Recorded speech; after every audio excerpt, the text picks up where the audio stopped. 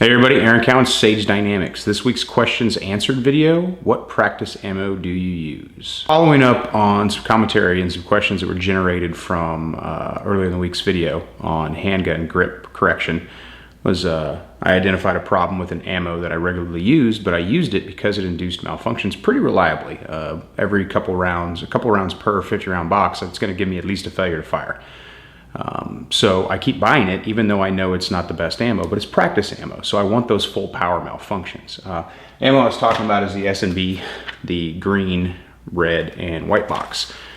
Consistently, I've been buying this for about 2 years now, and across a wide degree of guns. The handgun that I was using in that video was a stock Glock. I mean, it had an aftermarket barrel and an undercut, but other than that, it was completely 100% stock. It's been serviced recently, so it wasn't a light strike issue, it wasn't a spring issue, it was from basically OEM power springs in the gun. It's the ammo. It does it on that gun, it does it on my agencies, it does it on my Smith & Wesson. So I see that malfunction occur reliably across a number of different handguns. I've had students in class with this ammo. Every now and then I see a student come through, he has no problems with it. But it does induce that failure to fire pretty reliably. So, out of 5, 6, 7, 8, 9, 10 mags, I'm gonna get 1, 2, 3, 4, maybe 5 malfunctions, which is why I continue to use it. Now it is a 115 grain. They also have a 124 grain, which gave me the same problems, but I use this particular ammo when I'm trying to isolate certain skill sets, when I'm not so worried about recoil management or shooting cadence. Now, when I don't want to focus on malfunctions or I'm going for a very accurate recoil pressure curve, I'm going to go ahead and use Prime 124 grain. This is like my go-to ammo. If you've been to classes, you see me using it. It's a great ammunition. And the recoil curve from the 124 is very similar to the 147 that I shoot normally, which is very, very important to me, because I want to practice on an ammunition that's recoil is very, very similar to my self-defense ammunition. Reason being, I don't want to build up the confidence in a cadence and a speed and a recoil curve that I get from 115, for example.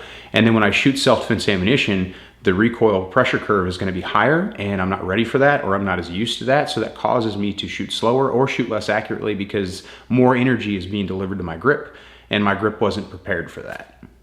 Now, when it comes to self-defense ammunition, Gold Dot or Federal HST 147 is my go-to ammo. I've gone back and forth between 124 and 147, but I prefer the 147 because it's a heavier round. Now, this ammo is going to be more expensive per 500 or per 1,000 or even per box than your average range ammunition, your average practice ammunition. When most people go to the range just to shoot, they're going to buy the cheapest ammo that they can afford, or I should say the best ammo they can afford, and usually that's going to be lower quality, or it's not going to be this.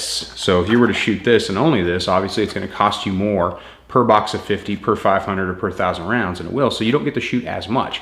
What a smart thing to do is pick up a 50 round box of this. You can find them online. Gunbroker's always got 250 or 500 round lots of this stuff for sale, or whatever your chosen self-defense round is, and have it in your range bag.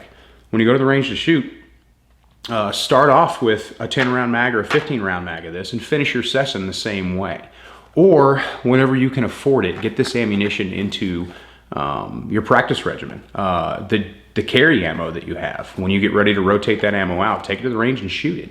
If you're not rotating your carry ammunition every couple of months or every 6 months, it's probably a bad thing, because that ammunition has been exposed to debris, skin cells, lint, all these other things that are building up. When you carry it concealed or duty carry, it's exposed to even more things such as the elements. So you don't want to trust your life to that ammo for a long period of time. You want to rotate it out as often as possible. When you do that, you can take that ammo to the range and shoot it. But I definitely recommend working in your chosen self-defense ammunition into your practice regimen, even if you're not able to shoot it to the same degree, or I should say to the same volume that you do your 115 or your 124 grain. Next up, 223, 556. PMC Bronze is a really good round, the 55 grain. The reason I'll use a 55 is there isn't a significant difference in recoil or muzzle rise, because the rifle behaves inherently different than the handgun. I've got more points of contact, I've got muzzle taming devices, suppressors, things like that. So I'll shoot the 55 grain, but I also will use steel case, tool, or wolf. I'm not afraid to put steel case in my gun. There was a time when that lacquer coating, when it got hot, it would work its way off into your chamber. And it would build up and cause problems down the road. With the bimetal steel casing, not really an issue. I've got tens of thousands of rounds of this fired through a couple of different rifles, and I haven't had any ammunition related problems, haven't had any catastrophic failures. From a cost point, you can't really beat shooting this. I wouldn't shoot only this because steel is harder on your extractor and all your other moving parts that come in contact with the round versus a brass casing. But all things considered, there's nothing wrong if this is what you can afford, then mixing this in with your brass ammo or shooting 1,000 rounds of this, 1,000 rounds of that, or 200 rounds of this, 200 rounds of that. That way you're not as hard on your moving parts, your bolt carrier group, extractor, bolt face, things like that, but you're able to shoot more because you're buying a less expensive ammunition. Go-to round, Gold Dot 75 grain. I like the heavier rounds in the rifle, especially for indoor use. There's still that pervasive myth out there that a rifle is going to over-penetrate versus a handgun, and that's not necessarily the case, especially when you factor in the heavier rounds of the rifle. Because they're moving so fast, they break up, whereas handgun rounds are kind of that speed threshold where they'll continue to just crash through objects, intermediate barriers, without the risk of the round necessarily completely separating. You may experience some jacket separation or something like that, but it's not going to be the same degree that you're going to get with a rifle round. So if I pop one of these off in a house, I don't have the same risk of this round leaving the house and entering a neighbor's house or a passing car or what have you than I do with like a 124 plus P plus or whatever the pistol round is.